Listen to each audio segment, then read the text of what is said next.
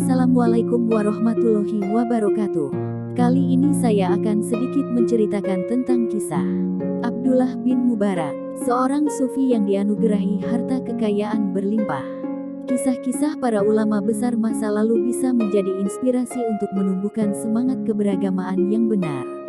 Terlebih mereka adalah para sufi besar di masanya.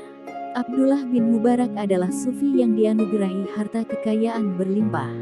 Konon Abdullah bin Mubarak adalah seorang pedagang kaya raya yang dermawan.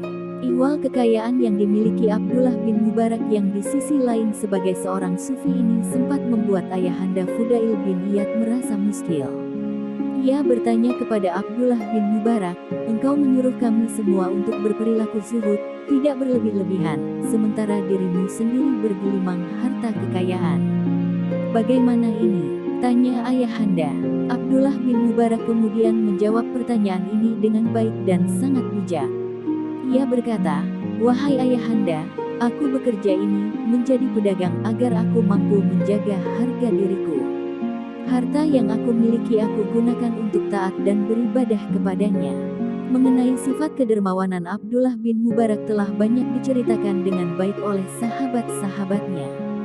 Kedermawanan Abdullah bin Mubarak mendapat pujian dari banyak koleganya. Allah telah menjadikan sifat dermawan itu benar-benar melekat dalam dirinya. Suatu Abdullah bin Mubarak pergi bersama teman-temannya dari Mesir menuju Makkah. Mereka disuguhi makanan-makanan yang lezat oleh Abdullah bin Mubarak. Sementara si pemberi sendiri yaitu Abdullah bin Mubarak malah terus berpuasa sepanjang tahun. Ibnu Katsir meriwayatkan sebuah kisah mengenai kedermawanan Abdullah bin Mubarak. Suatu ketika Abdullah bin Mubarak bertekad untuk menunaikan ibadah haji dan telah menyiapkan biaya yang cukup. Kemudian ketika ia sampai di satu daerah ia melihat seekor burung mati tergeletak di jalan. Ia kemudian menyuruh sahabat-sahabat yang menemaninya untuk membuangnya ke tempat sampah beberapa meter di depannya. Para sahabatnya bergegas menuruti perintahnya dan mendahului Abdullah bin Mubarak dan membuang bangkai burung tersebut ke tempat sampah. Saat Abdullah bin Mubarak sampai di tempat sampah di mana bangkai burung tersebut dibuang, ia melihat seorang perempuan keluar dari sebuah rumah dekat tempat sampah. Perempuan tersebut mengambil bangkai burung di tempat sampah tersebut. Kemudian burung tersebut dibawa kembali ke rumahnya. Abdullah bin Mubarak terdiam dan bertanya ihwal mengambil bangkai burung yang telah dibuang oleh sahabatnya. "Menjauhlah dariku," pinta perempuan itu. Kemudian Abdullah bin Mubarak terus bertanya kepadanya, hingga perempuan itu menjawab, "Sesungguhnya aku punya anak-anak lelaki yang kelaparan dan menangis sejak 3 hari lalu.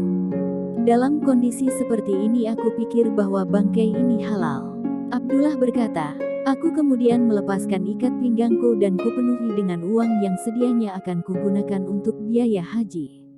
Aku berkata kepada perempuan yang lapar itu, 'Ini sebagai ganti hajiku,' kemudian aku berlalu.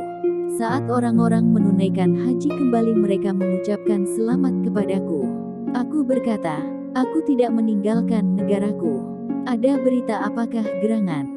Saat aku kembali ke rumah, aku tertidur dan melihat Rasulullah dalam tidurku bersabda kepadaku, 'Ketika engkau menyerahkan dinarmu, dan melepaskan kesulitan perempuan dan anak-anak yatimnya, maka Allah mengutus malaikat yang menunaikan haji setiap tahun dalam rupamu sampai hari kiamat dan menjadikan pahala haji itu untukmu.'